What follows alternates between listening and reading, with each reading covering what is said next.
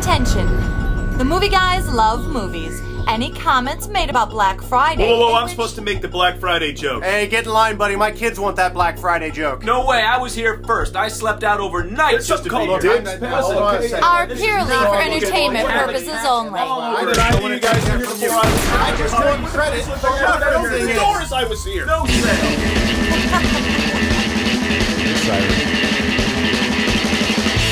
Wow, they called the cops and everything. That got ugly quick. Yeah, that escalated. As it does. So topical. I have never been in that melee. Me either. I have no desire to melee. go. Yeah. Yeah, I have no interest, but you know, other people are kind of like, well, it's like the thing to do. It's of course it's crazy and ridiculous, but it's like the thing to do now. Yeah, like but you just, it's almost like hanging up stockings now. It's like you just go do it. It's like the Macy Thanksgiving Day Parade and then Black Exactly. Friday getting punched the running in with the the eye. bulls. And the running with the bulls. I just at don't love my Macy's. children enough. I really don't care. That must be Yeah, what I don't it care is. how far you mark down a fridge. I just can't afford one right now. I know, right? I got my Cabbage Patch. I'm good. Welcome to the movie Showcast, everybody. Part of the vast and sprawling movie guys empire. And you took your first pinch like a man, and you learned two great things in life. Look at me. Never rat on your friends, and always keep your mouth shut. You've reached ground zero for all things movies and comedy. We bring the two together right here on our show every week with rants, sketches, previews, characters, jokes, bits, special guests, and more. You can expect that in the next hour or so as we broadcast from the Admirals Club with more passengers than ever passing overhead on their way to visit family. Catch us on iTunes, SoundCloud, and YouTube. Search The Movie Showcast or The Movie Guys and we come right up. And don't forget, we're also available on WBAD Radio at WBAD.net, Fridays at 4 p.m. Eastern. And shout out to the BTS interview show, who we appeared on there today. Yep. And don't forget, subscribe where possible. Tell your friends, share and like posts and videos, all that stuff at The Movie Guys on Twitter and on Facebook and YouTube, wherever you find us. My name is Paul Preston. I am your host, here as ever, with Lee Caius, Adam Witt, and Karen Volpe. Later in the show, we will be joined by composer and songwriter Joe Kraemer. We'll get to talk some movie music. Hey, Joe Kraemer. Relaxing nicely in the green room. Talked enough movie music on the shows. That'll be fun. Yeah, right. Plus, we'll be visited by the Movie Whisperer, which should be interesting. And as ever, we are your weekly place to go for thorough previews of what's coming up in theaters, where we offer our signature take. Coming up this week, Disney makes bold advances in marketing by creating a movie that's already on ice. Frozen. And Jason Statham is back, hoping that John Deere hat hides his British accent in Homefront. And later in the show... If you would like to see your daughter alive again, answer two questions. One, why did I imprison you for 20 years? And two, why did I let you go? Why did I let you go? Look, I didn't know there was going to be math. I'm not... That is from Oldboy. I immediately have questions. First of all, she said, if you want to see your daughter alive again, let me, tell me something. Riddle me this. And riddle me this, riddle me that. But then answer me why I had you in, however, for 20 years. How old is this daughter? And he's never seen her really anyway, so why does he care? How attached could they be? Yeah, you don't have Karen, kids. perhaps the bad guy might be able to explain it to us. I'm just saying, so if he had like a 2-year-old, right, then she's 22, he hasn't seen her for 20 years. He's a horrible father. Anyway. He was in prison. That's what they all say. He was buried underground. You're a horrible mother. Kids aren't like dogs. They actually miss you, know. That's true. My dog doesn't. Okay. All right, we'll talk about Oldboy later in the show. But now, for those of you who are new to our program, we're not like other movie shows. We don't sit here and meticulously describe the hard-ons we have for such and such movie that's coming out. We're a comedy show. We're a comedy hands show. On the table. Hands on the table. Every now and then, though, we do feel the urge to. We do feel the need to cover movie news just for you, and we do that in a little segment called The Latest.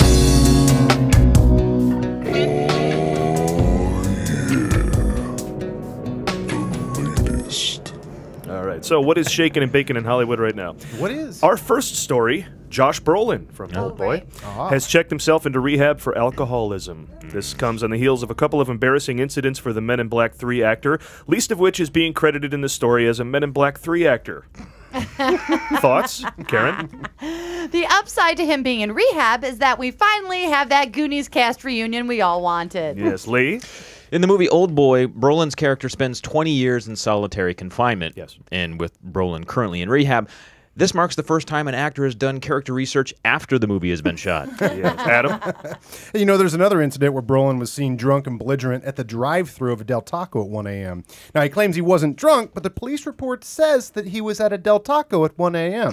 So there could be no other explanation, really. Fascinating. All right, discuss. What do you think? It's the only time I've ever been to a Del Taco, and under those circumstances.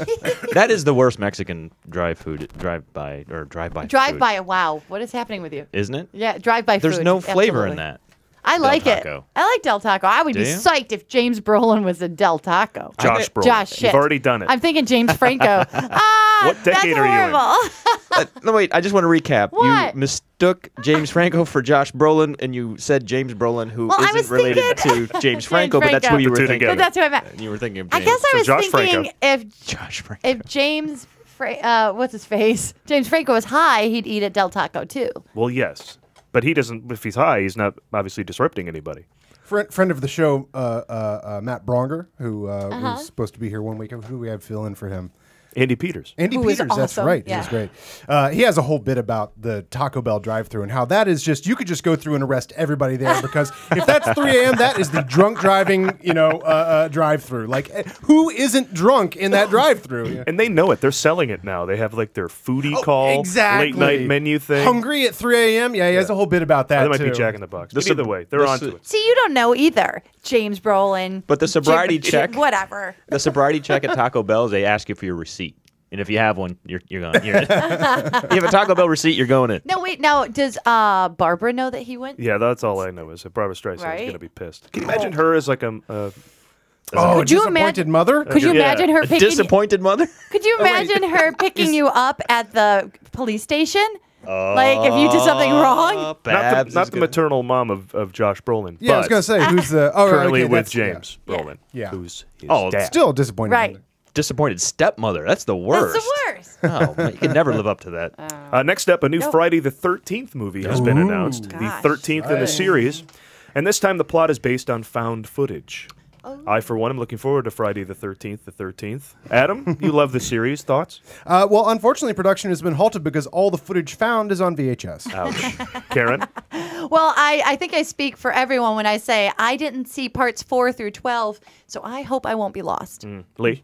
13 Friday the 13th movies. This franchise is so old.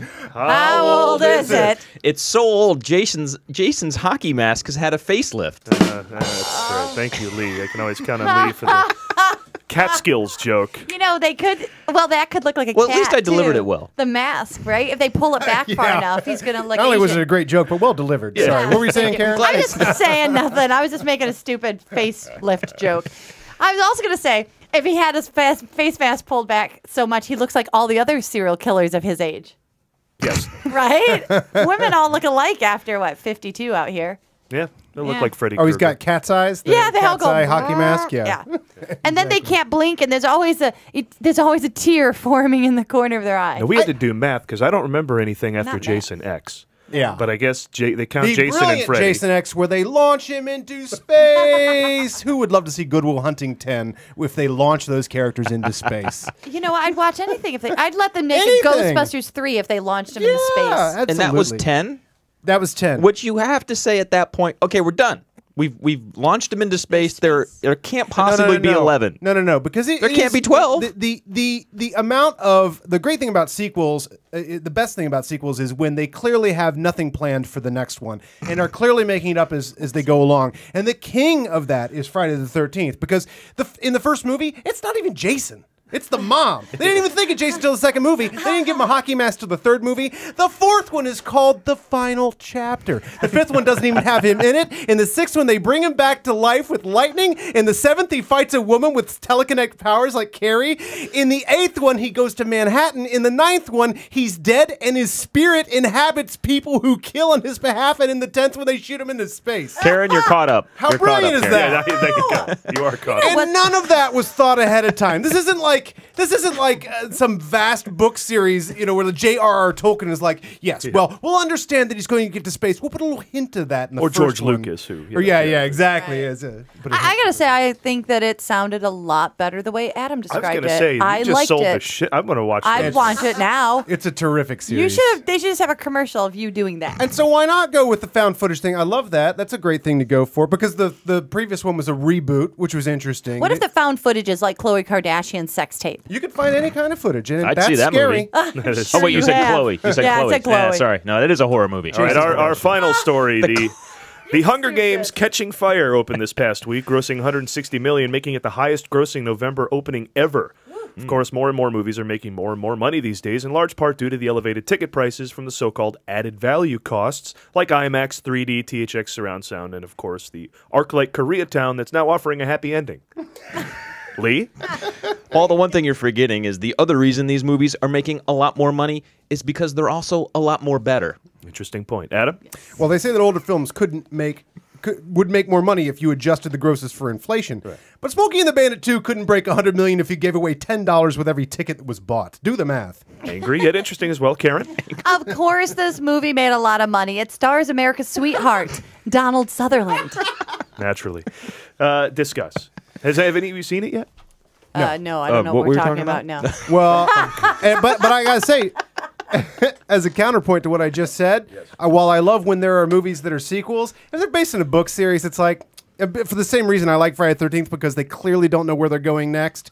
I like when they have to I like when it's a surprise that it's a hit and they have to make it up. I hate when the sequel goes into production before the first one's even out. Wait a minute. Now, this is the exact opposite, right? They already have all the books written, so they know where they have to go, and they're forcing it a round hole, like peg hole thing. What do you say? On the converse of that, if they took the third one and tried to make 3 movies out of it, that I'd be interested in, because you're like, oh, you're just grubbing for money, but you don't know how you're going to pull that off. I think what Adam is saying is that Katniss will not be launched into space. I'm hoping she will be launched into space. How many Bonds until he went into space? Like 10, I think. Yeah. What was Moonraker? Moonraker was probably 10. Wow. Sandra Bullock immediately went to space in Gravity. Immediately. Well, that's true. She went through like 100 romantic comedies before she went into space. I'm just you mean saying. the actress? I'm talking. Oh, the actor. Enough character. of this. God, we always sound like we don't like each other. There you go.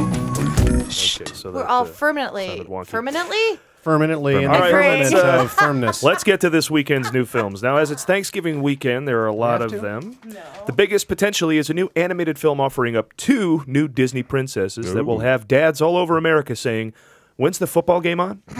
It's Frozen. Karen?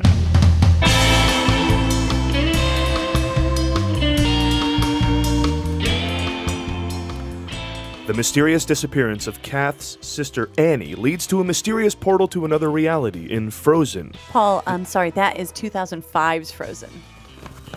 You're correct. Okay. Frozen. 3 skiers are stranded on a chairlift and are forced to make life or death choices about their own... Honey, that's the 2010 Frozen. That's different, too. Look, I only know what IMDb tells me. Let me look here in a queue.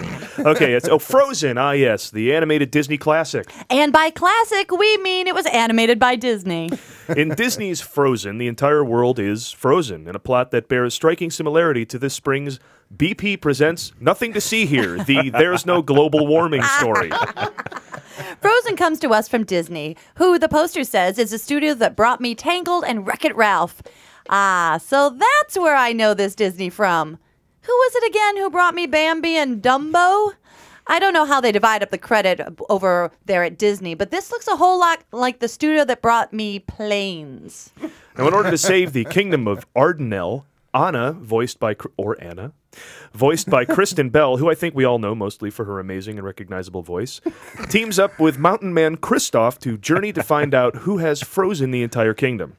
Along for the journey are such marketable sidekicks as Sven the reindeer and a snowman distracting enough to be mistaken for hilarious by most of the people you're avoiding talking to after dinner this Thanksgiving. It turns out the kingdom has been frozen by Anna's sister Elsa, who either has the power to freeze everything so solid that neither hope nor humanity can survive, or the power to move the entire kingdom to Chicago in February.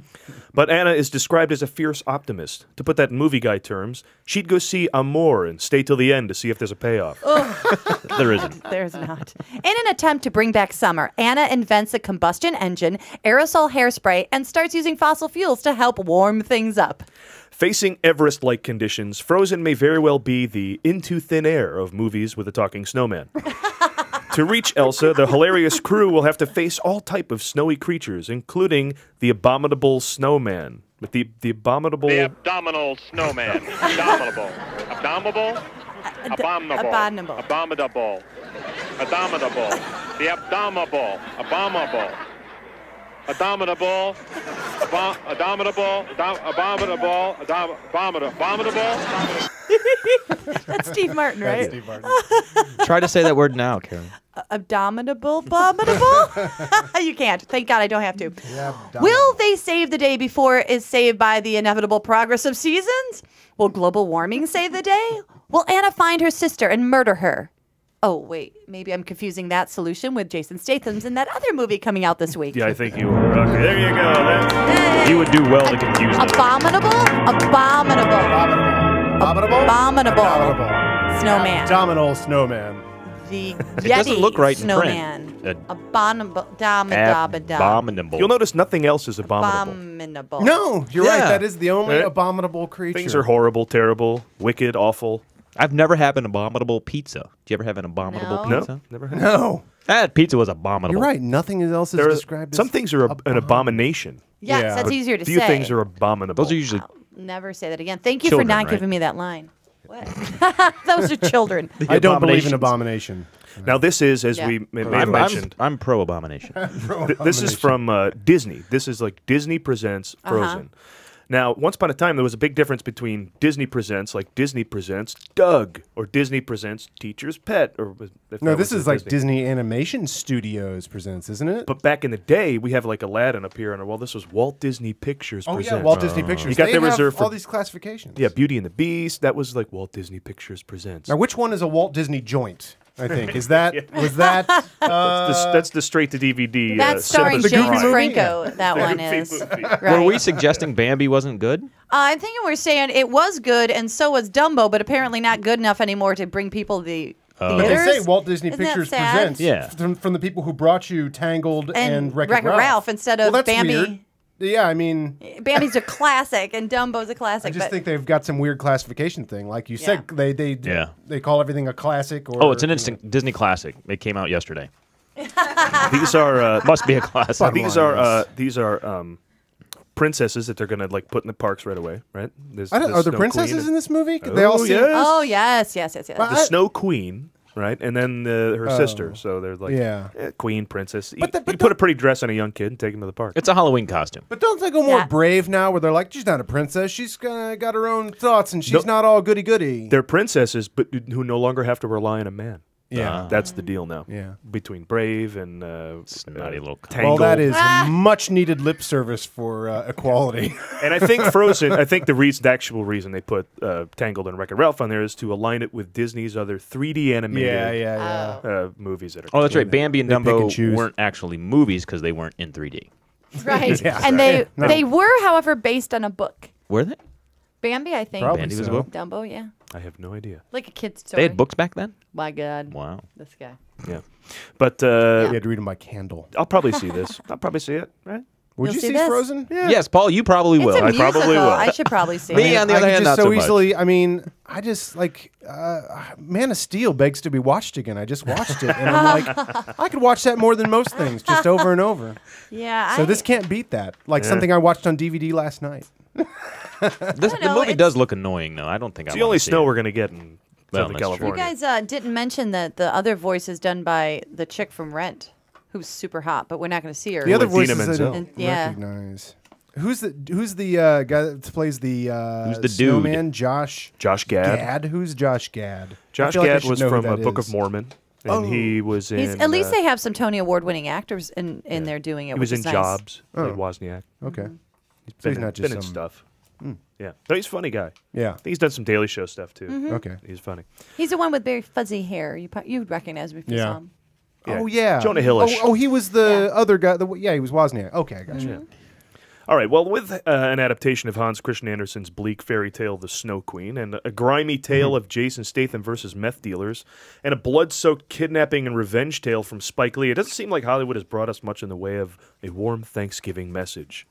So you'd think. Yes. I'd like to welcome to our studio the Movie Whisperer. Give him a big round of applause. The Movie Whisperer. Hello, Paul. Now tell us what you do. Well, let's be honest. You know, most people have an abusive relationship with movies and forget to connect spiritually with what that movie has to offer. I can tap into the deeper meaning of a film and discover what it really means.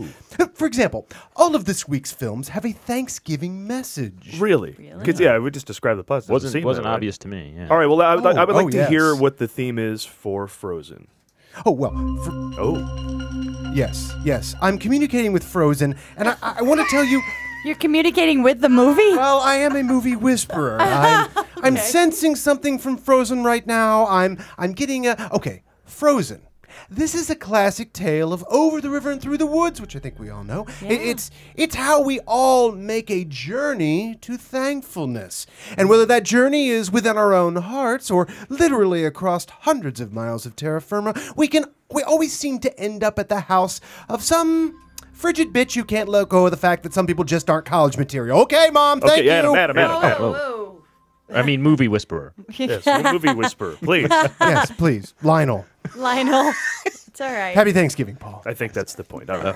Apparently, Lionel's not going home for Thanksgiving. Lionel, We'll have Lionel back here and look at the other films. You know what I like about Lionel, the Movie Whisperer? I would like to know. I don't know. Unlike Caesar Milan, he doesn't kick the movie in the dick. Yeah, That's true. Unlike the dogs. The dog whisperer, that's all he does is kick him in the dick. I can get a dog to do almost anything if I kick it in the dick. You watch that show far too closely, my Twice. friend. Oh, my God. I would like to know. Oh, you having trouble with your dog? Let's check its dick. Yeah. Problem solved. All right. All right, well, I'd like to know the positive messages found in our next film, a profanity-laced story of redneck white trash and Jason Statham. I wonder if Lionel will have something to say about that. It's called Homefront. Adam, let's talk about it. Oh, Adam's back. Here we go. Good. Lionel's weird. Should I put a hat on for the YouTube viewers? Lionel has arrived. The actor who is his own genre is back as Jason Statham plays a DEA agent, which I can buy into, named Phil, which I cannot. One thing Statham is not is a Phil. So Frank, I'm going with Frank, moves to the Louisiana Bayou to escape his troubled past. For more details on that troubled past, please rent The Expendables, Parker, Safe, The Transporter, or Crank. Basically, everybody he meets wants to kick his ass, but nobody can. So another locality takes another number at the Fight Statham deli counter of life. When he moves to a town with an economy based on not taking kindly to strangers. The meth-addled population decides they want to kick Jason Statham's ass because of his British accent, but only because they think it's French. The fireworks kick off with a bar fight between the locals and Frank. Sounds like another stereotype of rednecks until you realize it's actually the bar's Thursday promotion. Bar Fight Thursday. Followed by Karaoke Friday and Bar Fight Karaoke on Saturday. I would go for that. And just when you thought this movie couldn't star James Franco, it stars James Franco as a big bad villain determined to be a thorn in the British Hulk's paw. Unlike Statham's character, Franco's couldn't be more appropriately named, as they call him Gator. Well, Gator McCluskey sitting on a stump, hammer pulled back on a 12 watching that swamp, looking out for the door while it makes the best corn liquor you ever saw. Who was that guy who did that song? Jerry Reed. Jerry Reed. And I thought Franco's career was going better than this. Or maybe this is just another extension of his eclectic choices, like Spring Breakers, General Hospital, or his art career. Or maybe Breaking Bad has made playing a meth dealer the new Scarface. Or maybe the best way to make sure you don't show up in another Jason Statham movie is to try to beat him up in your first Jason Statham movie. I think we can agree that Jason Statham ranks amongst the top 5 actors usually around things which explode. In this movie, it's got to be a meth lab. Or Winona Ryder. Ooh. That's right. The film also stars Winona Ryder. I thought Winona Ryder's career wasn't going well enough for this. And with that joke, I finally admit that I have no chance with Winona Ryder. Well, I hear she steals this movie. That you'll just never live that down. Oh, my God. The film also stars Kate Bosworth, who goes white trash like a champ. Now, personally, I got my first boners in a mall on the wrong side of Dayton, Ohio, so this works for me. This film is written by Sylvester Stallone. Who are you? Based on the novel by Chuck Logan, which means Stallone read a book. Who are you? There's a whole cast of characters that sound like they've come straight from the final season of Hee Haw, and let's bring them out! Hee-Haw! It's Hee Haw on the Homefront, starring, in alphabetical order, Cheryl Marie Mott, Morgan Gator Bodine, Cassie Bodine Klum, Jimmy Klum, Teddy Klum, Cyrus Hanks, Danny T. Turrell, and Tito. I still screwed it up. Damn it. Tito in the movie? Tito. of the Jackson 5, right? Tito. Tito. Is there really a guy named Tito in the movie? Earlier, before we started this, I said, how do you say his name? And so Paul goes, oh, you say it T-do. T-do. Tito. And he spelled it out for me, and I'm like, I won't Tito remember sounds that. like he's... Is that a rapper? Tito. Yeah. Why is it called Homefront? What's that all about? It's not a very, yeah. Yeah, where's that going? Is that some All sort of the like... other words were taken. It makes me think that Well, there's down to somebody that. who comes back from being overseas, like He doing... might be. That might be his past. Well, Statham kicks up some... army or something? Statham's daughter gets in a fight with a kid at school, and that kid's parents are white trash, so they pick a fight with him. And then they attack his house, and then I guess they attack the home. It's a Jason Statham movie. What do you think is going to happen? Yeah. He kicks a bunch of ass. All right. Well, There you go. that's nice. Mystery solved. All right, let's see I what the... did. I love that he's a thing. Isn't that great? You can count on Jason Statham's the thing. Have 2 to 3 movies a seen year. him in anything, Paul? I mean, it was like back in the day, like it's almost like Seagal movies or whatever, but with like a little more. Yeah, but I knew to avoid him charm. somehow. I think I've accidentally You seen... saw The Italian Job. Yeah. That's not really a Statham movie. That's No. Jason Statham in a movie. Oh, true. all Yeah. right. Jason Statham movies are Parker and The Mechanic and. Yeah, I haven't seen those, so I have managed to avoid So it. Snatch is Jason Crank. Statham in a movie. Yes. Yeah, okay. Yes. His what it worst is War with Jet Li. Which A should terrible be his movie. best. I know. Yeah, I didn't see that. Those two His guys best together? is Transporter. Yeah, absolutely. That Transporter. If you only want to see T-do. one Transporter movie, which I believe Paul owns Yes. because I gave it to you for your birthday, No, I have it because for you that needed reason. to watch it. Yes. Yeah, show it to Karen. Oh, You'll I like can't wait. it. Oh, the girls are so well formed in that movie. Okay. Well, it's that thing that Adam loves, where it's a guy who's got a set of rules he lives Oh, by, yeah. and those movies Well, are just great. And if you know where your bread is buttered, as that movie does, the greatest moment in that, and then maybe this is all you need to watch, is when the guys mess with him. They blow up his car. He's a transporter. He drives a package to them, and then they supposedly put the money in his trunk, but it like blows up his car. And there's just like this mean look of like Jason Statham of like, you've just blown up my car. Like, and then like and you cut right back to the mansion where he had dropped off and was supposedly done with these guys. And they're all playing cards, and the doorbell goes ding dong, and the guy like goes and looks at the door, and it's just that shot of like that sort of fish-eyed look of like through the keyhole or through the eye hole, and it's just Jason Statham running up and kicking the door in, and then just all hell breaks loose because they messed with the wrong guy, and there's some really good action in that movie. Yeah, and if you remember from last week, I saw Homefront. Sadly, it's you not did see it. not Transporter. Yeah, it's No, it looks like it's got a real thing going yeah. on. Stallone's really given a push to Statham. I think from The Expendables, he's a big fan and wants to write he him. wrote the he wants to script, write huh? him 80s movies to be in because that's basically what this is. If you can't be in your own 80s movie, you write one for your friend. Right. Now, It's Adam, just you'll like you correct can't me. do He also teach. from the writer of this poster doesn't say from the writer of Staying Alive, but anyway. So they left that out. I want Adam to correct me because you'll remember better than I remember my own memory. Oscar was written by Stallone. Maybe was that? Oh, I couldn't tell I don't you. know if that one was. He wrote all the Rockies and Jamie. several Rambos. But Oscar, I remember being a really good movie and really well written and funny was and good. cute. It's John Landis, right? Is it? Is it? so. But I thought Stallone wrote Oscar. It might be. Well, no, wait. Oscar might have been a play before that.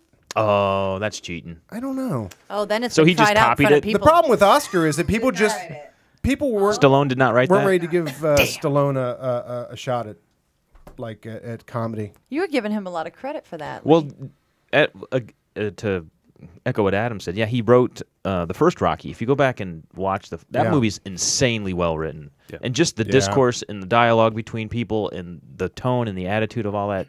There's a great moment where they're walking across. He's walking that girl home after something like that just random girl in the neighborhood. And you can actually hear the camera running next to the microphone It's because so personal. so underproduced. Wow! And at the end of the scene, he gets her home safely. They have this touching moment, and she just like sticks her tongue out and goes creep and runs away. And there's this great moment that I thought, wow, how'd you figure that out? Still There's that great part the night before the fight when they have that he and Adrian have that like really kind of personal moment where it's like I just remember that scene very, very, very powerful. I forget what they're talking about. Is that he might lose or anyway? That just was it's an amount of touching that you've never seen in a Stallone sense. There are none of those moments in Homefront. Not even the one where the camera's running. But let's check in with the movie whisperer to find out the Thanksgiving message. Are you still here? Well, yes, I am. Let's Lionel, find Lionel, is the that you? Thanksgiving message inherent in Homefront. The Thanksgiving message here is clearly of family togetherness, reminding us that the thing we should be most thankful for is having friends and loved ones to share our lives with, and that the sanctity of family should be protected at all costs. Well, that makes sense, I guess, but how do you explain James Franco as a drug dealer? Yeah. Oh, right. The meth represents pumpkin pie. All right, get the hell out of here, movie whisperer guy. You know, I'm starting to believe less and less in Lionel's interpretation. I think he talks to the movies, but I don't think they talk back. I'm back. What did I miss? Was he funny? He was great. How was his delivery? It was really good. It was solid. Very extremely ethereal. different from yours. Oh, okay. Just sounded like he had trouble getting into character at first, but anyway, I don't know if you guys perceived that. Go ahead. He brought it home. He had a plane come over. It was crazy. Our final film of the holiday weekend is a Spike Lee film. That's right. It's not listed as a Spike Lee joint. So what does that mean? I have no idea. Lee? That's right. Next up is Spike Lee's Do the Weird Thing, as Lee looks to emulate Tarantino in the second remake of the month after Delivery Man. But the first film this month adapted from manga. But will Spike Lee bring the humor? Yes, the answer to the age-old question of when would be a good time to release a remake of a decade-old Korean thriller is answered this Friday when Oldboy hits theaters. So that leaves just one day to bitch about how they fucked up the remake, for those of you who haven't seen the original but love doing that. Josh Brolin is appropriately cast as a great alcoholic and a terrible family man. Unlike the real Josh Brolin, who will be facing up to 3 weeks of steam room at a Malibu rehab clinic, this one is buried in a prison for 20 years, held against his will in what looks to be a room at the Motel 6. I think we have a clip of a speech 20-year-old Josh Brolin receives when he's taken underground. We do.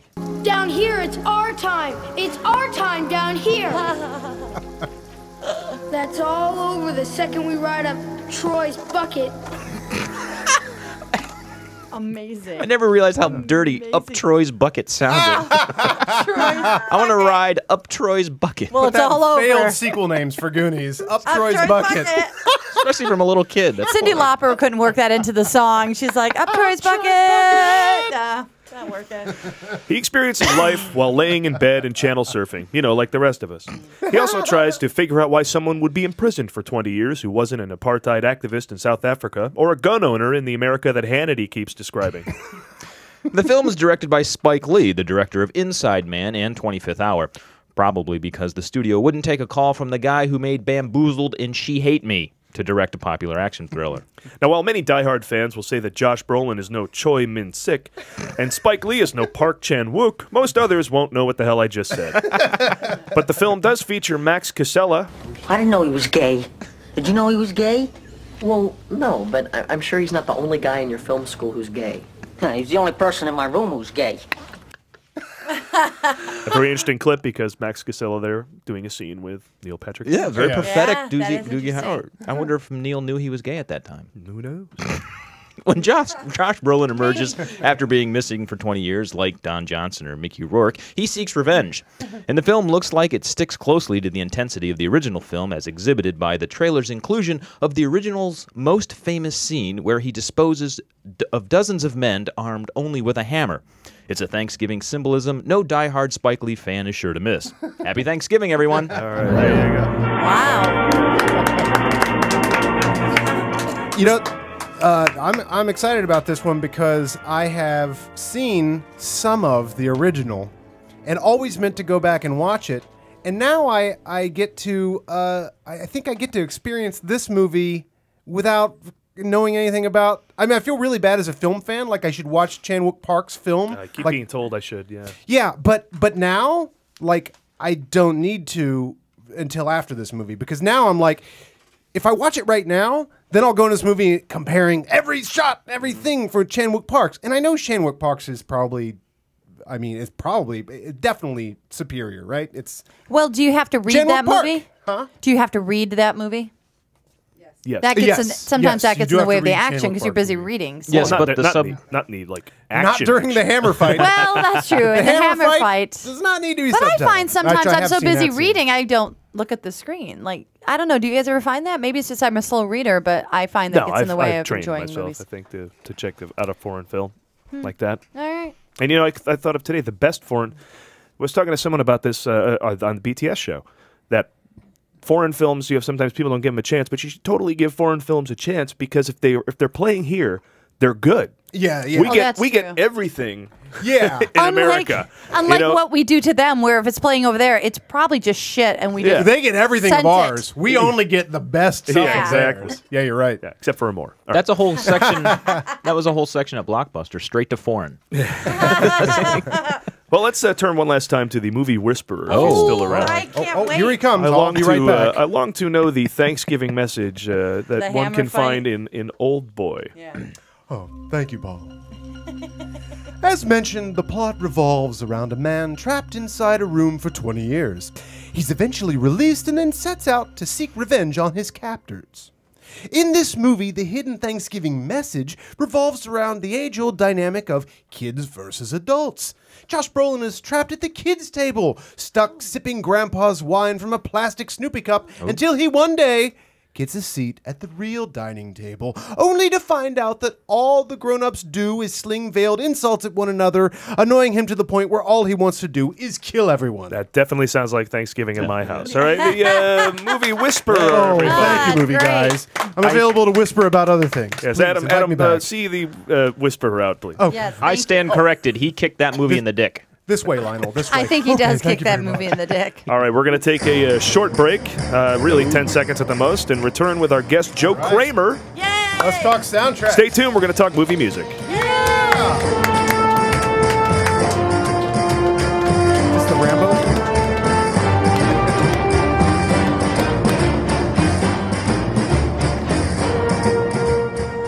And we are back with our special guest. He is a composer who wrote the scores for 70 shorts and features, including a documentary An Unreasonable Man, and features Way of the Gun and Jack Reacher, not to mention an indie feature we're fans of right here on the on the movie Showcast with our friend of the show, Paul Osborne, an indie called Favor. Please welcome Joe Kraemer, everybody. Hey, Kraemer. He's sitting right next to me. Thanks, Mo. Excellent. You're lucky.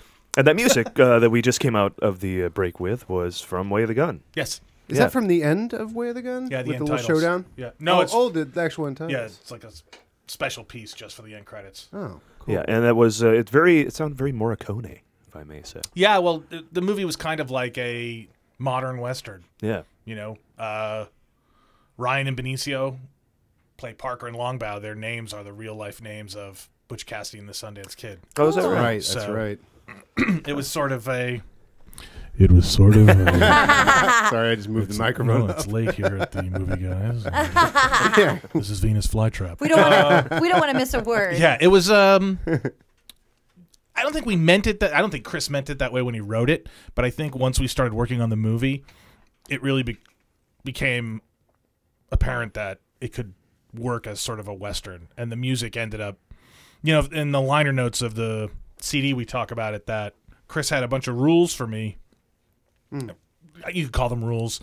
When we started writing the score to that movie, he didn't want any guitar, he didn't want any orchestra, and there wasn't going to be a lot of music. And one by Perfect one, job. yeah, well, you know, and one by one, we broke down all those rules. Were there and, rules like you must come on time and wear pants?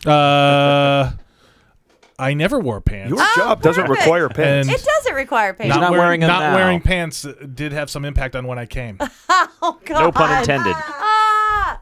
Zing. He fits right in with us. Zing. Immediately, I knew that he'd fit You know, right let in me tell you with something. That this film that we're talking about, Way of the Gun, if you haven't seen it, it's written and directed by Chris McQuarrie. That's the Chris we're referring to. Yeah. And it involves this wonderful dialogue from the opening scene. So gather the kids around the Oh, yeah, this is around the introduction to the computer. world. Head fuck. us. Just in time for Thanksgiving. Suck! Get your slippery fucking ass off the car! Listen to me! Oh, that's Sarah. Yep. The introduction of Sarah Silverman. Shut that cunt's mouth or I'll come over there and fuck start her head. That's a great line. Fuck cunt. Fuck suck. Hey, fuck. Yeah, What is it? My boyfriend's gonna fuck you up. He's gonna fuck you. Seriously, she's got He's a big not even mouth. gay, but he'll fuck you just because he can. Did she improvise You like that, or was that boys? You like to scripted? fuck You like to boys? fuck boys? Seriously, Fontanelle, she's got a fucking big baby mouth. head fuck. I like that guy goes, seriously, she's got a big mouth, but she's not kidding. I'll fuck you up. I'm gonna fuck you stupid. I'm gonna fuck you stupid and beat you silly. Something like that. yeah. So you want to do the man dance? First Then dance is yours. Punches Tough Sarah, guy. and then he punches Sarah in the jaw. Nice. Yes. Or right in the nose. That is Tough right. guy dialogue. Yeah, the first punch is one of them punching Sarah Silverman. That's one of Chris McQuarrie's signature things. Tough guy dialogue. Yeah, Right? he's great at that. Yeah. Right? Sure. Well, you've worked twice. You worked twice with him. Do you know Chris McQuarrie? I've known Chris since 1987. I've actually met Brian first in '86 or so. Brian Singer? Brian Singer. Okay. His collaborator on Usual Suspects. Yep. And earlier on Public Access. Yes. And I met Brian when he was a student at, I guess I met him, well, anyway, my friend Scott Storm, who I met Brian through, he's also a filmmaker. He made 10 Till Noon, which with Paul wrote. Yeah. Scott and Brian went to SVA together in New York, School of Visual Arts in New York. And it's through Scott that I met Brian, and through Brian that I met Chris. And so actually, Brian and I are actors in a movie that Scott directed on Super 8 in 1987, which I just recently Is that your IMDb converted. credit? I noticed you had 2 IMDb credits for acting, I think. No, they're not on there. They weren't real that movies. wasn't on- No, oh, I mean, in my old life, I produced a bunch of movies for a writer-director, and she would cast me in them. Oh, that's cool. Yeah. So I was in like Shy Girl and Monday, and her third film, American Decaf, and then David Hayter cast me in his short film, because I used to do a lot more acting, and I don't do it so much anymore because it's so dependent on Pants. and physicality. Well, you might get more work without your pants on. I know. Well, but it's That's a whole different genre of movies. That, All right. Well, this is the Valley. I know. Just It's true. saying. Yeah. And we are in a garage. Exactly. I do have a very elementary question. Yeah. Yeah. Oh, go ahead, sir. As a composer, how much of that music are you in charge of? Because so much of the movies today are using popular music. At least if you stay for the credits, you'll hear Right. Seal's version Yeah. of whatever. Well, it depends on the movie. So how much writing, how much composing, how much origination are you actually doing? And is it also your job to find music and bring stuff into that mix? Or is it all original? There's no hard and fast rule. I mean, what's it mean to be a composer? That's Well, for to a be a movie. composer is to compose For movies. original music. Well, a film composer composes original music for movies. A film composer, by technical definition, is not necessarily responsible for picking songs to go in a movie. Okay. So if you were scoring, let's say, I don't know, a Cameron Crowe movie, and you were writing original score for it, but then Cameron Crowe wanted to use Elton John songs for the sing-along on the tour bus, Yeah. you would obviously not be responsible for that. Or, let's say... And those aren't your choices. Those are the director's choices. Right. Now, I'm working on a film with Ken Koken, who produced Way of the Gun. This is his directorial debut. And the movie, a large portion of it takes place in a New York loft above a club, and the music from the club is coming up through the floor. cool. So I'm actually going to design, write, and compose all the club music, I think, because we want it to sort of act like score on a subliminal level, but still sound like music from a club. So in that case, I'll do that. And also because of budget, they don't want to pay for stuff. Are you going to get to do that thing where it slows down? What is that stupid thing? Dubstep? Dubstep. You're going to put some dubstep in there? Sure. I don't know.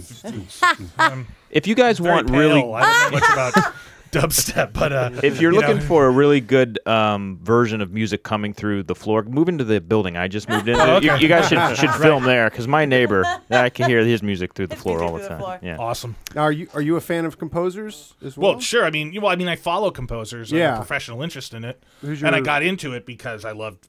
Who's your nemesis? Your arch enemy? My arch enemy? Composer enemy.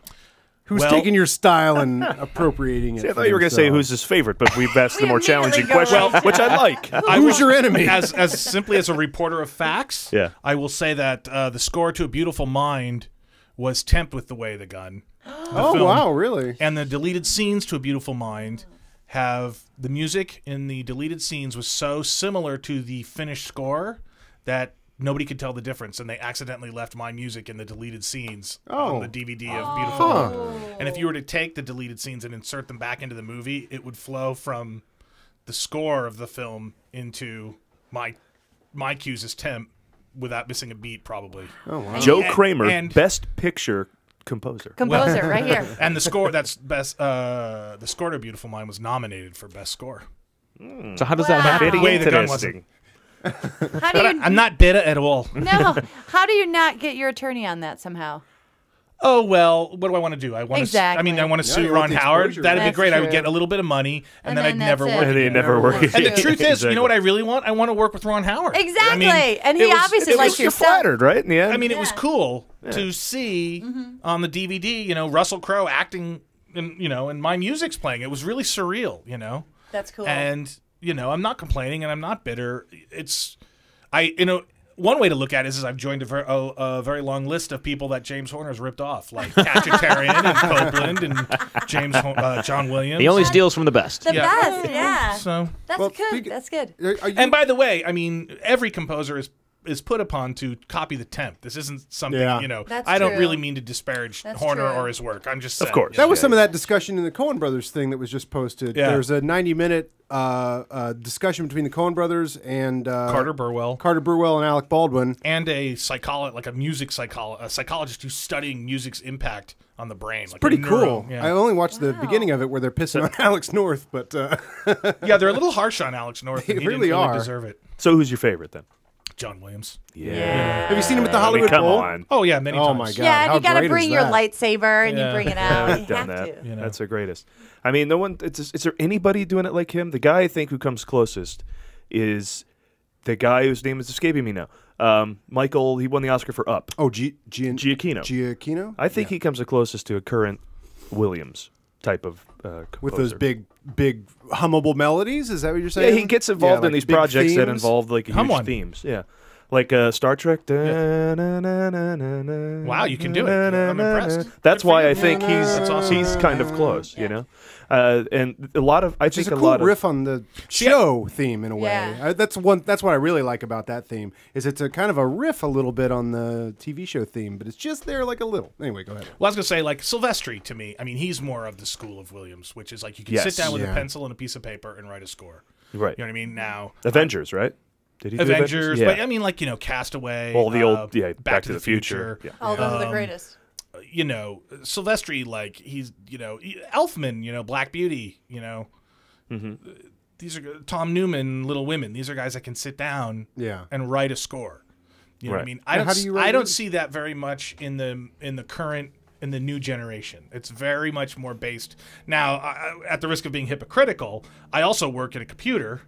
But if I had to, I could do fixes and rewrites and arrangements and orchestrations in a hotel room with, if I had like a little Casio or like a little toy piano, just so I can. But that changes how you can write. So I mean, that is the difference. Is Well, you don't that's have to sit down with a piece of paper. Well, anymore. the thing is, I mean, this gets maybe boringly technical, but when you're writing for a synthesizer, when you're writing for a score that is never going to be played by a live orchestra, but is instead going to be performed by sampled instruments, your writing you have to adjust your writing to fit what the samples are capable of doing. Right.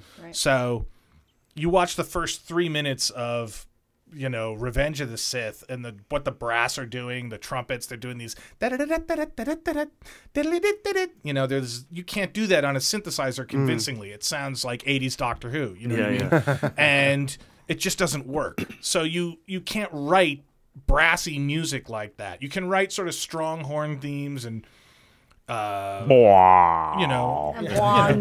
you can write the bong, the blam, blam, but and percussive sounds tend to work well because it's keyboard, ding, ding, ding. Right. It's percussive. But to get a violin, Strings always sound weird whenever they're right. being Well, because sampled. if you have a violin, let's say you have a violin section here, and you give them the note, dun, and then you go like this, dun, dun, they do it. Right. And if you want to get that to happen with a synthesizer, it takes about 8 hours of like sitting there and drawing little volume curves. And it's just, you can't, maybe if you can do the mod wheel on your keyboard, if the sample is recorded and assembled correctly. But these are all things that it just takes forever to try to do on a synthesizer that come for free with an orchestra. When you, well, obviously on Jack Reacher, you had an orchestra, right? Yeah. And did you have an orchestra when you worked with Paul?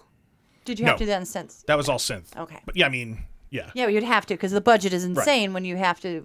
Yeah, Paul Osborne, I love him, but he's not renting out the Eastwood scoring. No, but I still really thought that. Well, and there are but you can do options. sessions with 3 musicians and stuff too. Yeah, I've never been, and I know there are composers that do that. It's never been my thing very much to get like one violinist to come in and like overdub. Yeah. I have a hard. Maybe I would do it if a director insisted on it. I would absolutely do it. I did a movie called All Souls Day that there was a character in it who had to play a violin, so I had a real violinist come in and do that. But that was more like a sound effect almost. You know what I mean? To me, if unless you're gonna make the whole score just be those instruments, if you're gonna try to mix those instruments in with fake orchestra, it almost never works convincingly in my Right, because then it makes it more clear that the other one is fake because Right. the real instrument, it just has such a better quality.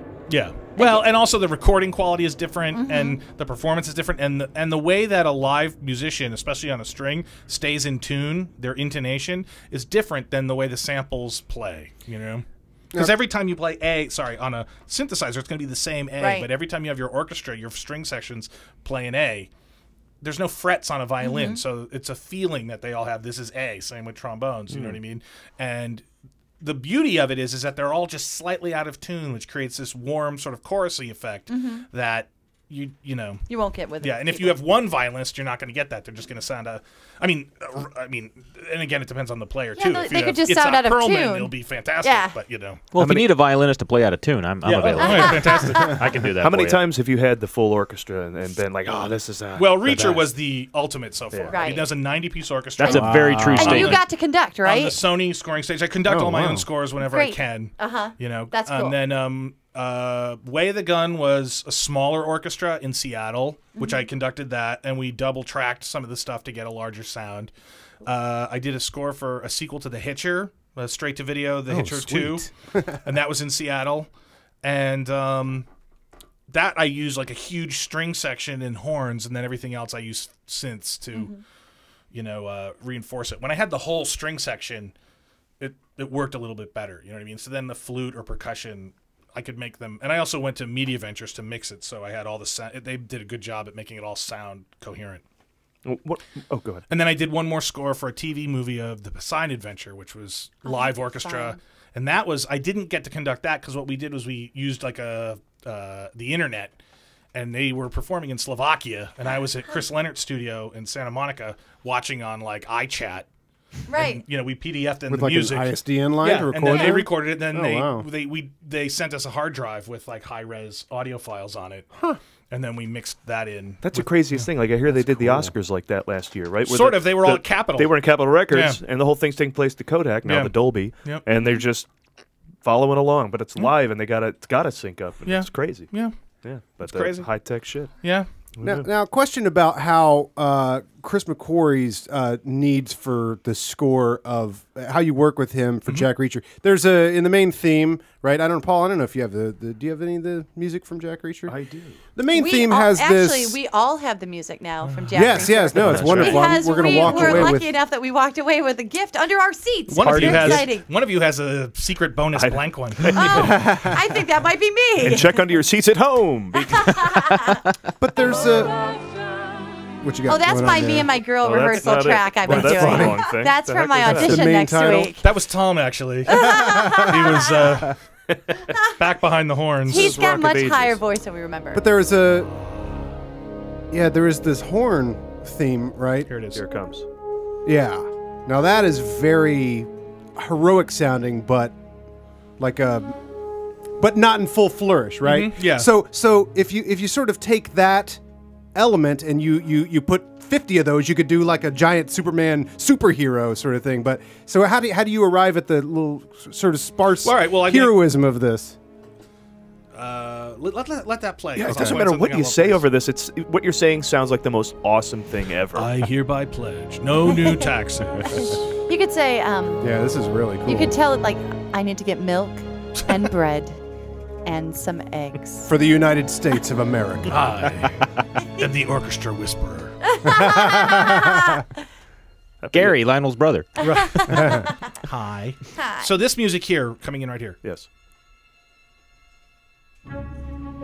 This was the very first thing I showed Chris ever on my synthesizer. I showed him a mock-up of this, and he liked it. And that bum.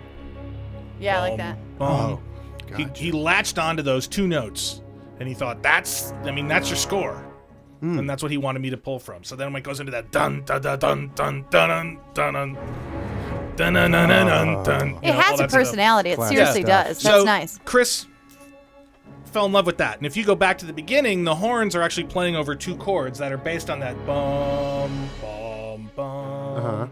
And that goes right back to your John Williams because that reminds dun dun like the horn, Darth Vader stuff. Well, the horn though is based on taps actually because Jack Reacher is ex-military. Great. So it's like a horn. It's like a military. It's it's a horn is sort of a more mellow version of a trumpet, and it's sort of had like a sound like like the past a little bit, and the actual piece that plays over the studio logos, which is that horn bit at the beginning. Yeah. That music was actually written for inside the movie, and we were trying to, during a spot where Reacher is explaining kind of his outlook on life and why he's the way he is, and sort of the downfall of America and how vets were treated when they got home from the Gulf War, blah, blah, things like that. And as Chris and I were working on the movie, we had an entirely different opening that was much darker and much more sort of spooky and creepy because we're about to watch a guy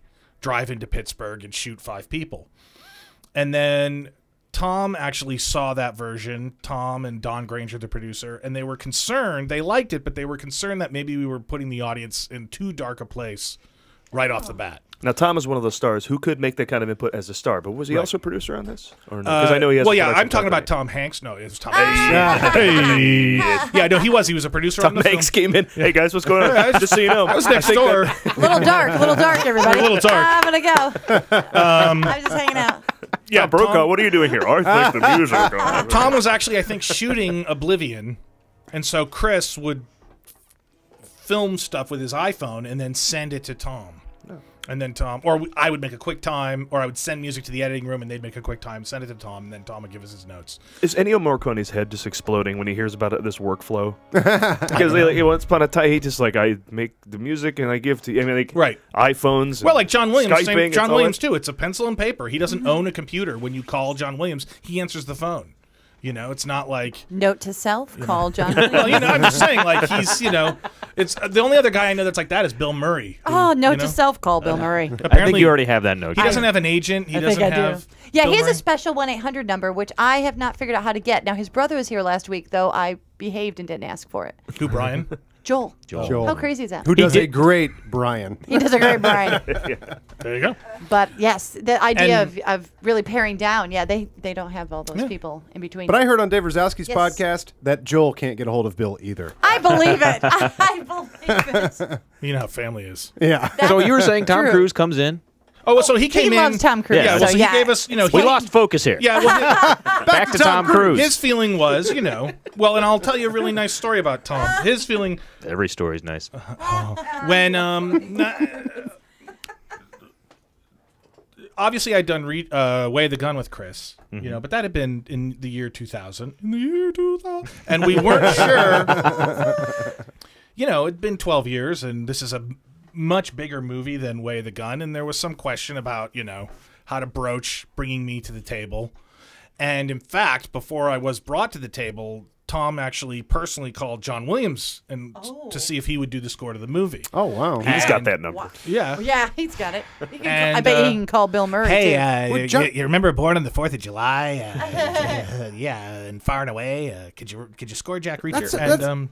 That's so strange because John Williams, aside from a couple Oliver Stone films, hasn't done anything without George Lucas or Spielberg being involved, really, for... Well, he just did the book Thief. Did he really? He did 7 Years in Tibet. Wow. He did Rosewood for Singleton. He did... oh, that's right, yeah. What was the other one? But that's Memoirs still of a Geisha pretty for rare. Rob Marshall. Oh, yeah. Well, it's mostly Spielberg now. I think most people just assume he's not available. Now, in the case of Reacher, he was like, well, I'm it's very gracious of you to call, but I'm doing Lincoln right now for Steven Spielberg, and I'm unavailable. And so he couldn't do it. So that was when. Interesting. So in fact, it was funny. You know, I had an opportunity to meet him at an awards ceremony at BMI it was music awards for BMI, and I think it's based on box office, but Reacher therefore qualified, and so I took the award up to Williams later and was like, hey, you know, if you had said yes, I never would have won this award. And we got a great picture out of it, so it was a nice moment. So when we had done that opening piece, the demo of that, when Tom heard that, you know, I had been hired by that point, but Tom still hadn't heard a lot of what I'd done. Chris, you know, so we were going through the whole political process of bringing me to the studio, but also making sure that I was sort of protected and I wasn't like Chris's friend with an iPad that was going to score the movie in GarageBand. You know what I mean? And so I was brought in, and we made all the introductions, and then started turning material over and getting people's feedback on it. And when Tom heard the demo for that opening music, he I don't know this for a fact, but I suspect that he was instrumental in making sure that we had the orchestra that we needed and the time we needed to record it the way we wanted to. One thing we did on this that they don't do anymore is we recorded the whole orchestra at once in the room together. Huh. Now, like, there's the other way of doing things, which kind of started from like Hans Zimmer, and the way of doing things like records is you record all the strings on Monday and all the brass on Tuesday and all the percussion on Wednesday, and that way when you get to the film, to the dub where you're mixing against the dialogue of the sound effects, you can control the individual elements. You could take the brass totally out, and there's a safety net there. But the trade-off is that the players don't like it. Remember, I was talking about playing in tune. Yeah. It's very hard for them to play in tune to each other when they can't hear each other. You know what I mean? Or when they're trying to listen to the horns through their headphones, because they're used to playing as a group in a big room. And there's also a natural ebb and flow that is instinctual when you get a bunch you're of following musicians the conductor, together. You know, now I use a click track. You know, so there's still everything more or less lines up. But even so, when you're doing what they call, I guess some people call it striping, where you do it section by section, it doesn't always feel together. You know what I mean? And so it was pretty rare, and the musicians were great. They were so excited to be able to, I was really lucky. They were very excited to be able to play together as a group. You were talking about the process with Chris, and you were talking about songs. Like, this movie had a few songs in it because there were scenes in bars. I didn't deal with that at all. Chris dealt with that with the music people at Paramount, music supervisor, the president of music at, because they have to go through the licensing and all that sort of stuff. They have a budget that they have to stick to, and songs that are or aren't available. You know, if Chris wants to put the Beatles in there, it's going to cost a fortune. Yeah.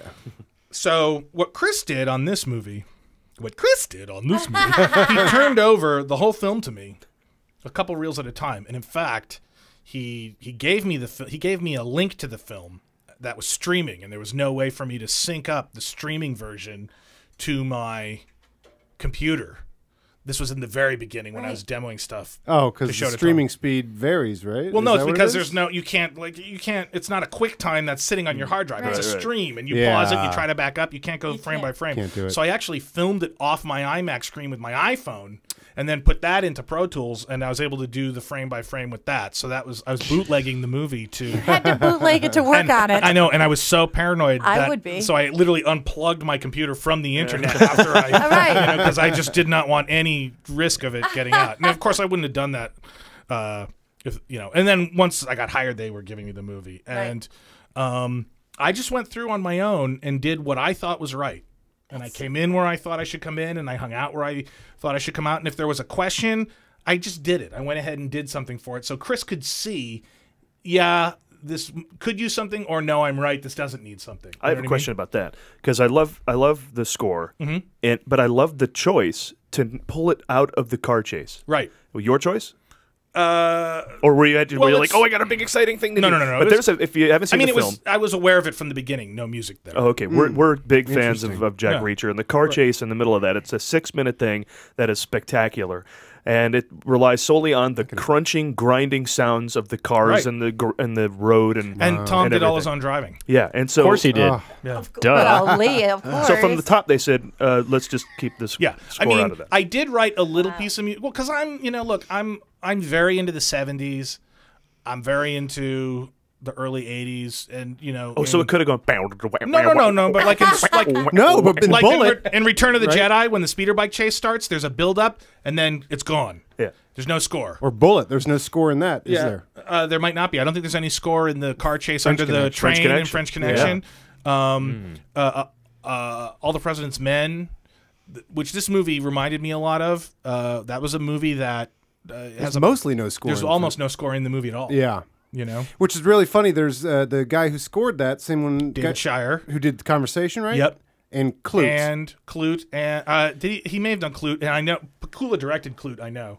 And then he also did The Taking of Pelham 1, 2, 3, the original, which is a fantastic That is score. one of my David Shire is like favorites. one of my touchstones. I love him. And in fact, there's parts of the end title suite that sound so much like All the President's Men that I'm a little embarrassed. But it's a tribute. It's an homage. That's right. Well, nobody's really riffing on David Shire as well as they should be. You know, I had been told that, Tom likes to come to the recording session, and if he's really into it, he might get up and conduct, just for fun. So I was looking forward to that, but unfortunately, sort of his personal life interrupted, and so he wasn't able to come to the recording session. But Chris was FaceTiming him from the recording session, and then every once in a while he'd walk out to the podium and show me like a text from Tom about the score and how happy he was with it, which was really gratifying, and my hair just kept shrinking. It was really weird. And then probably the most surreal experience I've had with him, I met him once on Valkyrie, because Chris wrote Valkyrie, and so I went to a screening of that and I met him, but I didn't meet him then face-to-face during the process of the score, and then I met him at one of the last days of the mix, and it was one of those intense moments where he's just like, thank you, man, thank you so much. It was very like eye-to-eye and very down. He strikes me as an eye-to-eye kind of guy. He's very personable. Hi, and he's I'm very Tom. intense. That's what he's going to say. I'm Tom. And then hi, I'm Tom. I'm like, I know. And I was like, yeah, hey, Joe Kraemer. And he goes, oh, you're Joe Kraemer. Oh, that's cute. Thank you. It's very nice. I was like, I see him doing that. help me. And then, help you. And then the most surreal moment was that I worked on a TV show called Femme Fatales, and they're always asking me to help. Jamie. She loves the TV. They help me, I help promote that show whenever I can, and they, so they'll bring me to Comic-Con, I do panels and stuff, and I was signing DVDs at a booth, and I had to, everybody's really there to see the actresses from the show because it's populated with tons of beautiful women, and so you get all the convention people, they get the poster signed by all of them, and nobody really is like, what are you doing, composer? Okay. So I ran off to get everybody water, and in the time it took, to get the water and head back, a huge crowd had formed between the concession stand and the booth where I was signing, and I couldn't get back, and the security would not let me around, and I'm like, what's going on? And I look over, and there's Tom and Chris McQuarrie. So they just showed up to do a signing for All You Need Is Kill, Edge of Tomorrow. Oh. And in the most surreal experience in my life, I was like, hey, Chris, hey, Tom. And they look over at me, and they're like, get over here, get over here. And it was like, I realized I'm at the point now where it's actually easier to go talk to Tom Cruise than it is to walk around the crowd that forms in front of him. Which the crowd parts, Tom's waiting for you. And I got over there, and he's like, you've won life, sir. I like that. And, don't you always love it when you can go to that same security guard that was telling you no and just be like, yeah, well, I Tom felt a little Cruise. bad because when I shouted, I think I shouted right in his ear, and he looked at me a little. Oh, I would have been like, "Hey, Tom Cruise." Right? Yeah. Friend of mine. Yeah. Friend of mine, Tom Cruise. Are you doing the score for All You Need Is Kill? No. No. Who was doing I that? think Chris Beck got the job. Oh. Great, Adam. Way to bring that up. Sorry. That's all right. Fingers are crossed for MI5. There you go. Yeah, that's the other one I was going to ask. By the way, I did want to play you my ringtone because you're a fan. There you go. That's the Taking of Pelham 1, 2, 3. Oh, nice. From That's the, a great score. 12-tone jazz. I just taught a whole class about that score, actually, for the music class in Rio Hondo. Oh, yeah? Yeah. Because it's great. You can totally... There was a jazz class, and that particular thing is based on 12-tone music, which is... Well, but it's more that stuff that... Oh, yeah. Isn't that attractive? That's That great. was so but I great know to exactly watch. what you're humming right there. Yeah, it's It's really like a traffic good jam. 70s I mean, score. he really nailed the sound of like New York traffic jam, though. I mean, there's parts where the brass, it sounds like honking horns. It's great. And then in the end credits, it breaks down to like a low jazzy groove. By the way, it's the 70s, right? Yeah, it's awesome. I mentioned this earlier when we first met because on the way here I was kind of looking up things to maybe reference or ask you about or whatever, and I was a fan of Way of the Gun back in the day because I had a personal encounter with Christopher McQuarrie, which was super cool in like I think 1998. I got this little scholarship thing, like screenwriting thing that was in Chicago. It was like a weekend thing. It was called Cinestory, and you go to all these panels and stuff, and you sign up for whatever panels you want to do. And I actually signed up for all of McQuarrie's, and he had like a cool behind the scenes thing where he showed all the raw footage from the scene where they're all the lineup, and then somebody farts, and that's why they're all laughing. Yeah, which you don't realize they're laughing because they give those weird "give me the keys, you fucking cocksucker," all that shit. But part of their laughing is somebody farted, and they all are kind of cracking up on their own stuff. And so anyway, and you got to pick one screenwriter to pitch something to, and I pitched Chris, and it was only supposed to be 20 minutes, but we sat around for like an hour shooting the shit. Did he have some notes? Huh? I got some notes, and then he pitched me a superhero story, which he was never able to do. Well, he's also a raconteur. It gives you, story. Yeah, no, I was just kidding. What does raconteur mean? Storyteller. You know when you go on tour and you rock? That's what I'm thinking. I'm still with abominable. Yeah, abominable. All right, one more quick question for you. Yeah, my point there was that Yes. the other thing I thought of on the way here was I used to listen to commentary tracks on their own. I would record them on tape, and I had a job where I could just listen to stuff all night. And one of my favorites was Way of the Gun because it's really informative and really get into a lot of details and stuff. And it just occurred to me on the bus on the way here, I was like, I had one memory of the commentary track from that there was this other guy doing the commentary track for him. And I remember that guy kept trying to pimp Christopher McQuarrie into quoting Jaws. And as a movie quoter, Paul, yes, we can sniff out our own. And I could tell that there were Jaws quotes being dropped that McQuarrie was not picking up on. I was like, I wonder who did that commentary track with him. Joe Kraemer.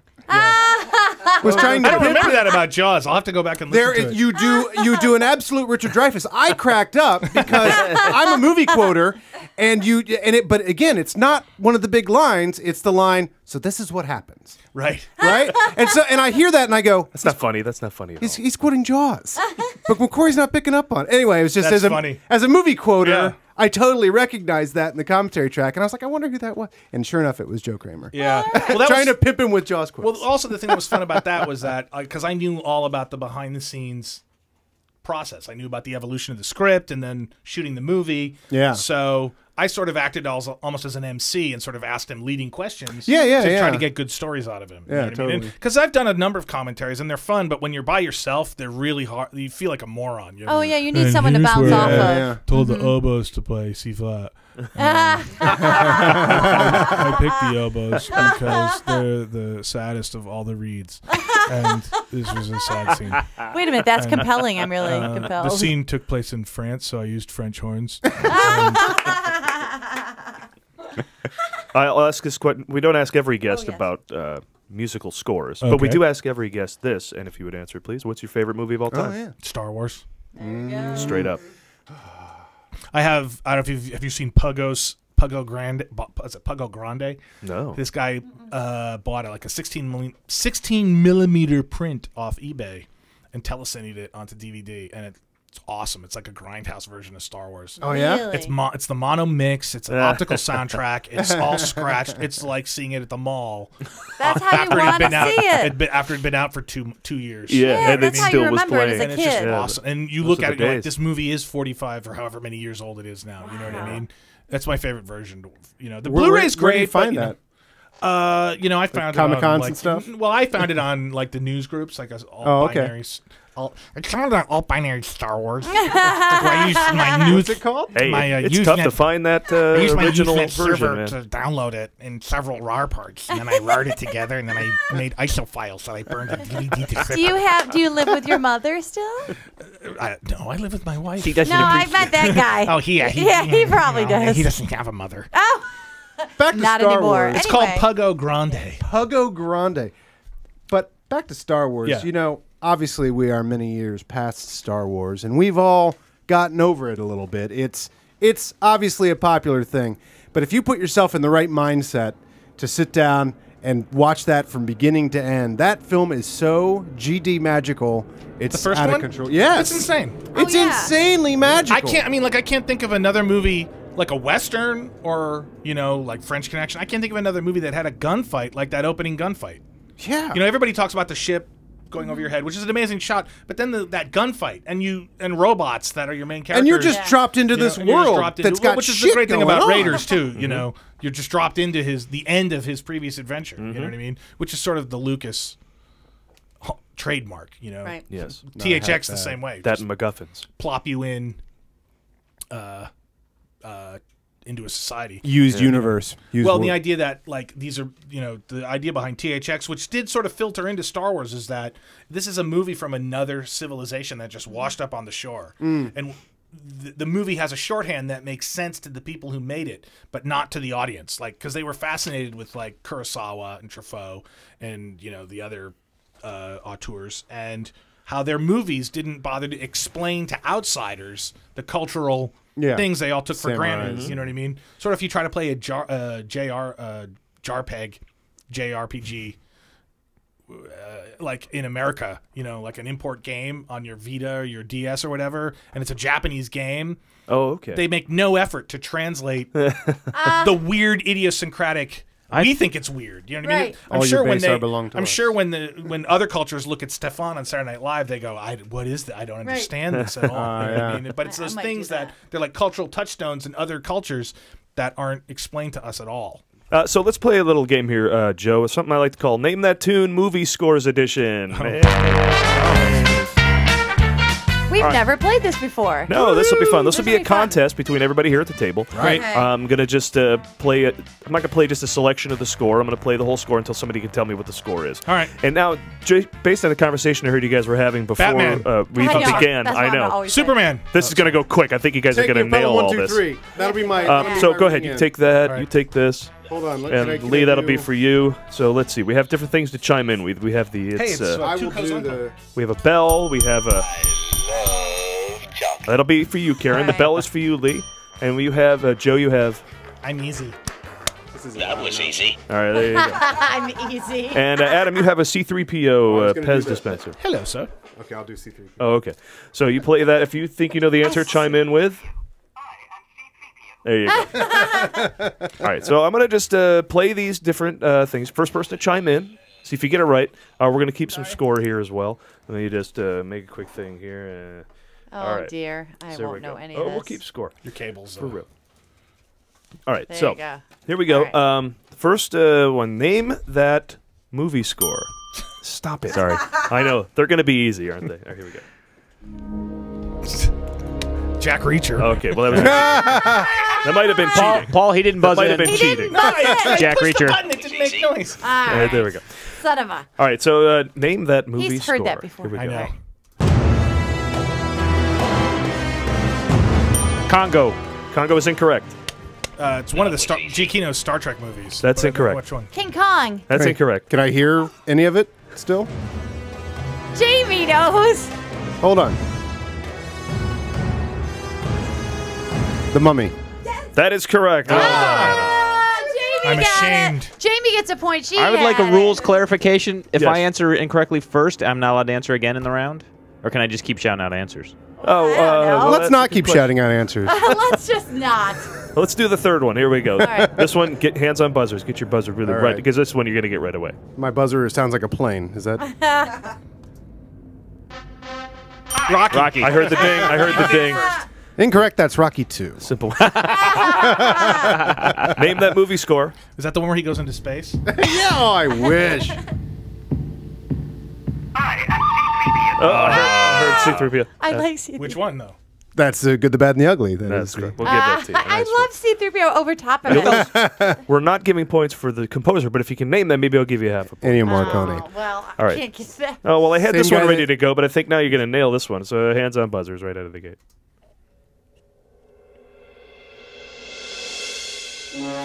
That was easy. Oh, yeah. Back to the Future. That is correct. I'm Oh, assuming wow. Back to the Future 1. You can just tell by the Silvestri. symbol. Oh, my God. Adam and Joe taking the lead. That was You're for carrying your the- eyes only for a second there. You know why I have no points? Because you No, haven't see- played Ghostbusters yet.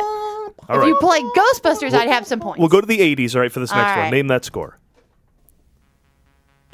Yes. Chariots of Fire, Vangelis. I couldn't hear it.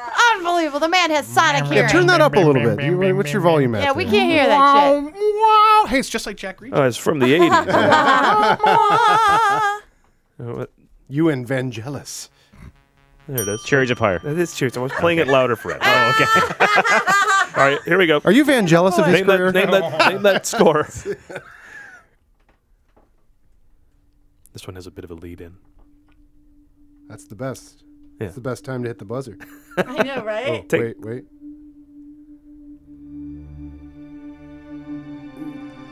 It's almost. Ghostbusters. That's incorrect. It's not working. It sounds like, why is my thing not working? Yes. Oh, sorry. Joe. No, it's just. No. Oh, wait, that was Karen. hold No, on. I Ghostbusters didn't mean is to correct. go. Hold on. I know, this is a tough one. I'm Deep trying cut. to- Deep cut. Okay, wait. Why deep cut? Even the hard, easy ones are hard. It's that one with that guy in it. I don't know how you would expect to know this one. Wait. Well, then let's start guessing. Oh, I can't guess again. Well, you can guess again. Well, if Go you know ahead. you're Say wrong, Ghostbusters guess all you again. want. Ghostbusters 2. Ghostbusters 3. Ghostbusters, the video game. What about Bob? All right, screw that one. It's taking forever. What is it? Alien 3. Wait. Alien? Oh, it's Braveheart. Nope. There's a plane Titanic. going over. Titanic is correct. Titanic. Lee. God, You I gotta can't play even My say. Heart Will Go On. Make life easy. What the hell's wrong I know, with that you? was a tough one. I'm a milt. Lord. All right, I'm this a man in Does love with that one Titanic. really begin with the sound of an airplane going over? It's a I don't plane. remember that from the theater. Well, I'm a milt. I'm a man in love with Titanic. I love that movie. Titanic and Tom. All right, this one goes right to the core of what the music is. You should, if you know it, you'll get it. Andy Strait. Yes, Adam. Glory. Glory is correct. Wow. James Horner. That is right. Adam tying Joe. Karen Nice. still in last place. that's all right. All right. I'm ready. Name that. Let me make sure I got the numbers correct. All right. Name that score. I haven't even seen any of the movies you guys just said stuff is from. Do you want one you'll never get, or do you want an easy one? Just give us one we'll never get. We already had that That's- one. It's fun to not Don't be so sure. Yes, Karen. Flying over California, soaring over California. Soaring over California is incorrect. It sounds a lot is that like the that. movie? It does, yeah. Is there a movie called that? That's Yes. the ride. Oh, I got The this ride. one. I got this one. Which was Goldsmith, by the way. Wait, Oh, it's really turn it nice. up. Flying over I California. like it. It's really good. Oh, Come on. It sounds like that, though. Come on. It does. You feel like You'll never get this you feel one. like you're No? flying, you're smelling oranges. yes! It's Waterworld. Waterworld is correct. James Newton Howard. God. I was born in Waterworld. They all have lyrics. Waterworld. That's awesome. His name is Rocky, and he's really neat. All right, we got a ton more. If you play the Rocky theme, that has lyrics too. I've worked those out with Fred Mallory. Oh, have you? Oh, you and Fred know the lyrics? No, anyway, go ahead. Yeah. His name is Rocky, and he's really neat. He got that way by fighting meat. No, go ahead and keep playing the song. I'm fighting meat. Okay. That's for you, Fred. All right, back to the new ones. All right, so here comes another one. Oh, shit. Name. I'm excited to get this one one should be again. easy. Apollo 13. Incorrect. Jurassic Park. Jurassic Park is correct. yeah. Oh, naming that tune at it. And all right, well, Wow. John good. Williams. We're getting house. let's go into the lightning round. And here we go. Name that score. Much faster. I know, it can't get faster. Psycho. I heard C3PO. Adam, we'll give that one to Adam. I had Psycho long. Catching up. Yeah, give Lee a No. point. Give Lee a point. We He's should behind. all get the same sound effect. Wait, let Karen give me get this one some because of she his has no points. points. All right, you Are you ready? ready? Here we go. Come on. Godfather. Thank you. All right. Oh my God! Could you at least let the thing change and know? No. It's just a No. You knew though. That you On the knew. ba-da-da, not on the ba. Karen, you're on the board. Hey, I'm that way with pop songs. I gotta wait till you get to the chorus before I know what the hell's going on. All right, here's We'll do the, Name That Musical next week. I'd be much better at it. I would- Thank you. hey, here's the that last one. one. You ready? Here's the last one. Newsies. Breaking 2, Electric Ballou. Correct. Matrix. Oh, I know this. Incorrect. Damn it. Oh wait, no. Is it? Yeah, it is Matrix. Yeah. Oh, you didn't buzz in. I did too. Buzz Listen it. back. Now I that's a love tie. That Chocolate ties Matrix. Joe and Adam. Joe Listen and Adam back. are tied. I can live with All that. right, we'll You gonna live with the tie, Joe? My whole life is a tie. All right, I'm congrats. fine. There's no prize anyway, so congratulations. Just bragging rights, and you Well, both we have also them. I'll play have one. I'll play Joe one. See if you know CDs it. too. All right. Tell me if you know this one. This. I mean, this won't make it a tiebreaker, but I'm curious if you know this, because this is Morricone. Oh, I probably won't then. But really? play it. No, I don't. Never mind. Sorry. Another ring comes to mind. You That's said from, there was Danger Diabolic.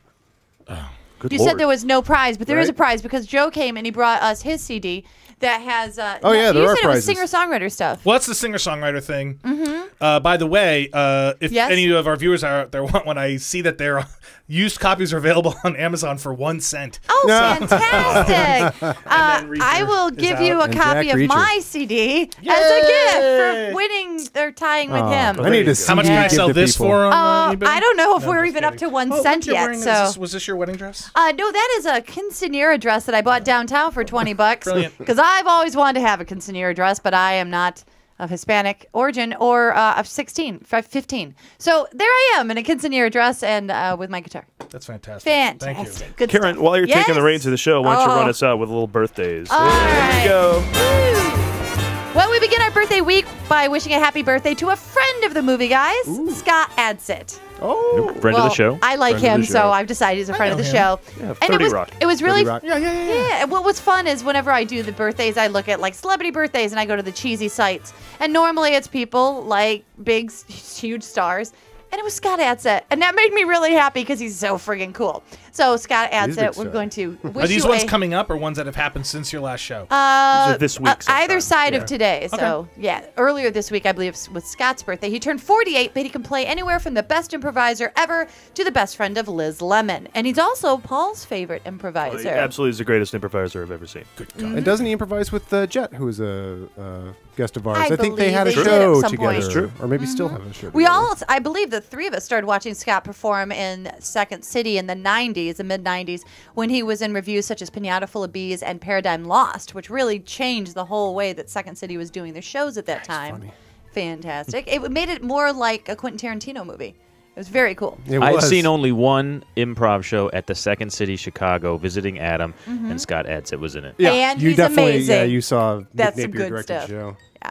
Some of its on-screen appearances have been in The Italian Job, The Terminal, and most recently in We're the Millers. And I always get really excited when I see him show up because it makes me happy because he's just such a great guy.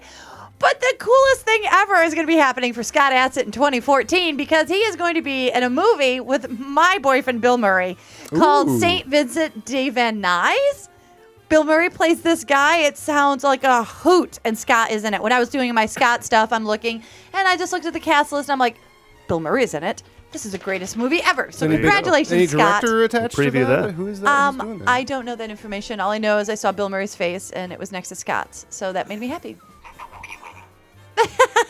Next up, let's wish a happy Speakers birthday back to the here. very Oh. British Stephen Merchant, who turns 39. But he can play anywhere from Ricky Gervais' best friend to the second cousin of Sarah Dolan of Bananarama. Oh, who knew Yeah, that? Who knew? Who cares? Anyway, he is 6'7", and making him even taller than Paul, who I believe is 6'3". Yeah. I think I had a Yes. Bananarama at Chuck E. Cheese last week. You might have. They're That- good with a little chili on them. Extra Rama? A little Rama can't hurt anybody. Ricky Gervais has likened him to an Not upright Willie and Troy's bucket. Troy's bucket. Troy's bucket. Up Troy's bucket. With a banana Rama. Up your bucket. Now Willie. we know him from creating The Office with Ricky Gervais, but he also has appeared in the movies Hot Fuzz, The Invention of Lying, and Hall Pass. And ladies, he's single. So Lee, he's single. There you go. Thank you for that No, heads he- up. Just Okay. saying. It Throwing ends at that Tom out there. Cruise for him. And Titanic. Lastly, let's He wish is a straight, happy though. birthday to the great Randy Newman. Oh, yeah. Who turns 69 but can play anywhere from piano to Academy Award winner for such songs as in Monsters, Inc. and Toy Story 3. Musically, one of his greatest influences was his uncle Alfred Newman. Alfred E. Newman? Not Alfred E. Newman. Oh, okay. Alfred Newman, who is one of cinema's first and most highly recognizable film scorists. He was also a gifted conductor and has worked on such movies as The King and I, Grapes of Wrath, South Pacific, The 7-Year Itch, 1952, Les Miserables, Camelot, The Mark of Zorro, and the list literally went on and on. Now, Wow. Joe, before we get to how He much also you was hate one him Randy and what a Newman. hack he is, no, I'm, He wrote the 20th Century Fox theme, too. Did he? Oh, yeah? Wow. I need to say this This about man's- Randy Newman. Randy And Newman's Lionel uncle's Newman, thing. Randy, Alfred's brother Lionel, who's also Randy's uncle, did a ton of music supervising. Music supervised Star Wars, a bunch of stuff for Williams, and Well, he would go Emil to... was an agent. So he's the one that put all the pop songs in and Star then Wars? and then David and Thomas are his brothers. Well, or it turns cousins. out that Randy would go to the whole set family. with them, Yep. and that really influenced him and gave him his introduction, which is a fantastic introduction. It's funny how when people get into certain lines of work, you go, gosh, how did they do that? Well, how could you not? If you loved music that much and you were around these fantastically talented Actually, guys. Joe, you're an insider, and I'm hoping you can shed some light on a question I have about Randy. I hope you don't mind. Yeah. Does he actually have teeth? Why do you say this? I met him like 2 weeks ago at the end of October. Cool. And I'm trying to remember if I actually saw teeth. I have never seen this man's teeth. And here's the story I wanted to tell Does you. he sing like this or something? Yeah. What do you mean? Short people got no. He used to go on Saturday Night Live all the time. No reason. Short people. You're right. It's his teeth. That's To do an impersonation of him, you can't show your teeth. That's right. Did you ever notice? Did you ever see Mad TV when they had him scoring the new Star Wars movie? No. No. That's Just awesome. sit there and go, Obi-Wan Kenobi. Use the Force. Yeah. That's great. But he used to go on Saturday Night Live quite a bit, and my sister and I were very young. We'd watch this, and we would look at this old guy. For as far as we could tell, we were 9. He was 10 old years when he was 20. right? With no teeth, banging away at the piano about midgets, and I'm like, "What the hell is this going?"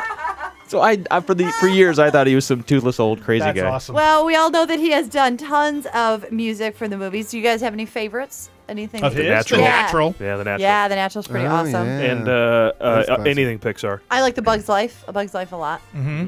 But I just also... Naked Gun, right? Isn't he in Naked? No, it's Ira. Oh, that's I Love L.A. but my... That's just I Love Ragtime LA. is really good. That was one of his first films. Oh, yeah.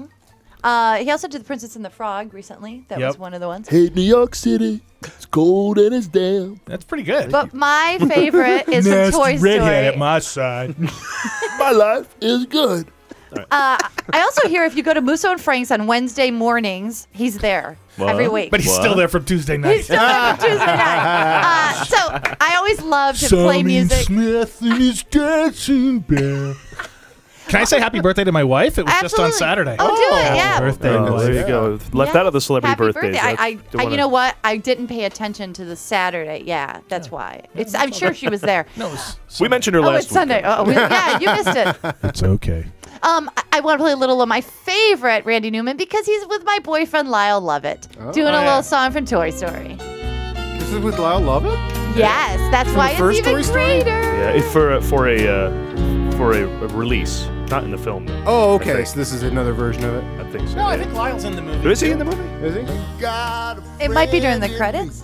Yeah. Well, that wraps What a another movie classic showcast, song. everybody. See, no teeth. Oh, that was Lyle. You're right. It's the end credits. Yeah. Here, this is what you do. Rough ahead and you're miles and miles. For those of you watching at home, Lee is lip syncing, gumming with my no mouth. teeth. And for some reason, now Lyle has no teeth either, Wait a apparently. second, Paul. Do we remember to talk about movies this week? We'll get to that any second now. Let's close it out. Hey, everybody, that does it for the Movie Guys. Together, we are the Movie Guys. Individually, we are the Nice. Guys. Follow us on Twitter at the Movie Guys, and of course on Facebook at facebook.com/the Movie Guys. We're on Instagram, pretty active there, as well as YouTube, iTunes, SoundCloud, etc. Thanks to Joe Kraemer. Joe Kraemer. I'm on Facebook. I'm on Twitter. Education. Type in Joe Kraemer, K-R-A-E-M-E-R. Get his CD for a penny, Amazon. Yeah. Do it. Thanks to It Jamie makes Clark. a great gift, don't it? Jamie Clark Elvington back in studio helping us out. Yay! And Steve Scholes for his writing Doctor Who contributions fan. to the show every week. And remember, you can find everything we're up to at themovieguys.net. Thanks for listening. You know that Lyle Lovett makes funny faces, too. So between them... I hear he's going to be played by John Turturro in a biopic. I'm kidding. I know. Oh, I love it. Martin, thank you.